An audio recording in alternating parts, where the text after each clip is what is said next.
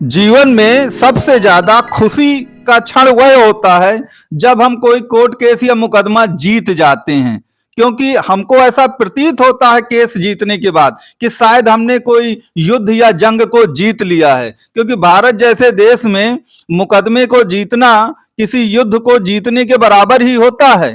तो मुकदमा और युद्ध को आप एक ही श्रेणी में रखिए आप अपने जीवन के लिए, लेकिन हम मुकदमा कब जीतेंगे उसके लिए हमारी कुंडली क्या कहती है, हमारे ग्रह नक्षत्र क्या कहते हैं कि हम मुकदमा निश्चित तौर पर जीत जाएंगे या निश्चित तौर पर हार जाएंगे, या मुकदमा हमको लड़ना चाहिए कि नहीं लड़ना चाहिए, मुकदमा लड़ें या समझौता करें, क्या करें आखिरकार, या मुकदमे को विड्रॉल कर लें, इसके संबंध में हमारी कुंडली क्या कहती है। आज इन्हीं सब विषयों पर हम विचार करेंगे, तो आप वीडियो को अंत तक जरूर देखिएगा। अगर आपके ऊपर किसी भी प्रकार का मुकदमा है तो आप कमेंट बॉक्स में हमारे व्हाट्सएप नंबर पे उसके बारे में लिख भी सकते हैं। तो बंधुओं, आप मुकदमा कब जीतते हैं तो उसका एक सरल सा सूत्र जान लीजिए कि आपकी कुंडली में चाहे क्रिमिनल केस हो, लड़ाई झगड़े मारपीट का कोई केस हो गया हो, या संपत्ति के विवाद से संबंधित कोई केस हो, इन दोनों का स्वामी होता है मंगल ग्रह। अगर मंगल आपकी कुंडली में मजबूत स्थिति में है, मंगल उच्च का है आपकी कुंडली में, तो आपको मुकदमे में जीत आपकी होगी और मुकदमा आपके लिए लाभदायक होगा। क्योंकि मंगल को मारपीट और दुश्मनी कहा जाता है। तो अगर फौजदारी का कोई केस है, क्रिमिनल केस है, तो वह भी मंगल में आएगा। दूसरा, मंगल को भूमि भी कहते हैं। तो अगर संपत्ति से संबंधित कोई विवाद है तो वह भी मंगल में आएगा। तो मंगल की स्थिति अंतिम रूप से कुंडली में मजबूत होनी चाहिए, चाहे आप किसी भी लग्न या राशि के क्यों ना हो। मंगल की स्थिति यह बताएगी कि कुल मिलाकर आप केस जीतेंगे कि नहीं जीतेंगे। अब आप कमेंट बॉक्स में लिखकर बताइएगा कि आपकी कुंडली में मंगल की क्या स्थिति है। क्या मंगल उच्च का है? उच्च का मंगल मकर राशि में होता है? क्या मंगल नीच का है? नीच का मंगल कर्क राशि का होता है? आपकी कुंडली में मंगल किस राशि में बैठा है? अगर उच्च या नीच का नहीं है तो अन्य किस राशियों में आपकी मंगल बैठा है, तो उसके अनुसार आपको यह बताया जा सकता है कि वास्तव में मंगल की स्थिति इस प्रकार है, तो आपको अपने मुकदमे के लिए क्या करना चाहिए और क्या नहीं करना चाहिए। दूसरी बात याद रखिएगा कि कर्क और सिंह लग्न की कुंडलियों में मंगल जो होता है वो योगकारी ग्रह होता है। इसीलिए आप देखेंगे कि ज्यादातर जो सिंह राशि या सिंह लग्न के लोग होते हैं वह मुकदमों में जल्दी हारते नहीं है। क्यों?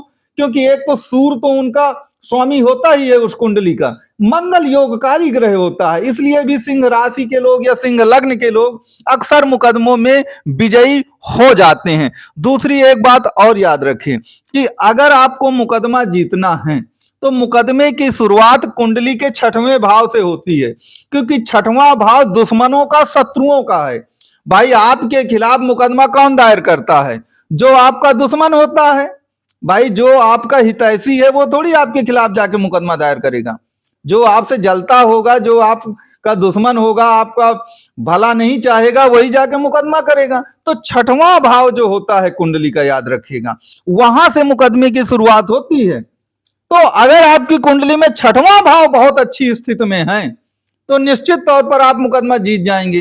अब छठवां भाव कब मजबूत होता है, तो एक रूल इसके बारे में याद रखिएगा। अगर छठवें भाव पर पापक ग्रह बैठे हैं, कौन?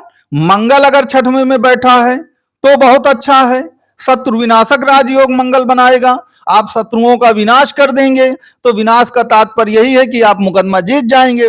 अगर राहु बैठा है छठवें में तब भी बहुत अच्छा है, या शनि या सूर्य बैठे हैं तब भी बहुत अच्छा है। लेकिन अगर शुभ ग्रह बैठे हैं, जैसे वहां पर बुध बैठ जाए, बृहस्पति बैठ जाए, शुक्र बैठ जाए, चंद्रमा बैठ जाए, तो यह छठवें भाव को कमजोर करते हैं। क्योंकि शुभ ग्रह जो होते हैं वो लड़ाई झगड़े में विश्वास नहीं करते हैं, इसलिए वह मुकदमे की जो लंबी प्रक्रिया है उसको झेल नहीं पाते। पीड़ादायक प्रक्रिया होती है वो मुकदमे की, तो उसको वो झेल नहीं पाते। इसलिए अगर पापक ग्रह बैठे हैं तो मुकदमा जीतने के चांसेस बहुत अच्छे होते हैं। लेकिन अगर वहां पे शुभ ग्रह बैठे हैं तो फिर वहां पर दिक्कत आ सकती है। तो आपकी कुंडली के छठवें भाव पर कौन से ग्रह बैठे हैं, यह आप कमेंट बॉक्स में और हमारे व्हाट्सएप पे लिखकर जरूर बताइएगा। तो उससे हम आपको ये बता पाएंगे कि कोई मुकदमा आपके लिए ठीक है या नहीं है, आपको मुकदमा करना चाहिए या लड़ना चाहिए या समझौता करना चाहिए। तो हमने इस पर एक वीडियो भी बनाया है कि आप मुकदमा करें, कोर्ट केस करें या समझौता करें।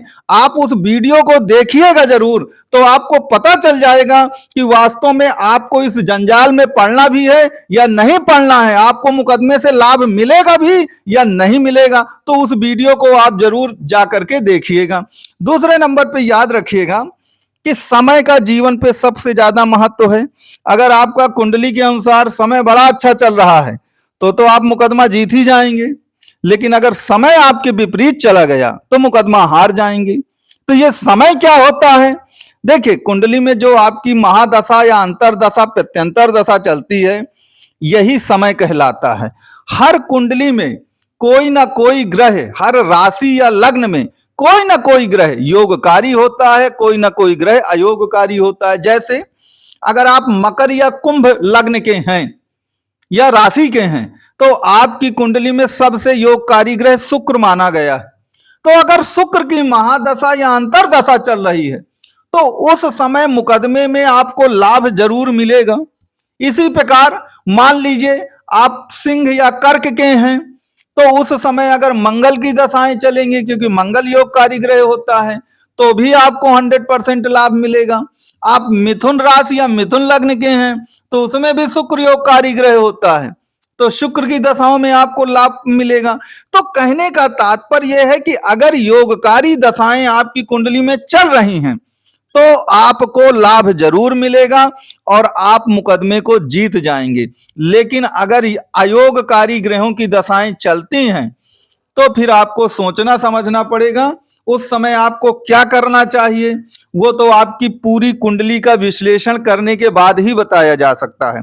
तो आप यदि कुंडली के बारे में कोई भी कंसल्ट करना चाहें तो आपको ये नंबर प्रदान किए गए हैं। तो बंधुओं, मुकदमा एक ऐसा शब्द है जिसको सुनने से ही लोग डरते हैं और हमेशा ये सोचते रहते हैं कि वास्तव में हमारी जीत होगी या हार होगी।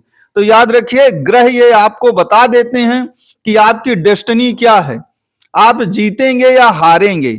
और इस संबंध में अगर कुंडली का गहराई से विश्लेषण किया जाए तो हमको ये निश्चित तौर पर पता चल जाएगा कि मुकदमों को लेकर के हमारे भाग्य में, हमारे जीवन में आखिरकार क्या लिखा है, या मुकदमे को जीतने के लिए हमको कौन से उपाय करना चाहिए जिससे हम अपना मुकदमा जीत सकें। तो बंधुओं, मुझे ये मालूम है कि आपको ये वीडियो पसंद आया होगा। अब वीडियो यदि आपको पसंद आया हो तो इसको लाइक, शेयर, सब्सक्राइब करना मत भूलिएगा।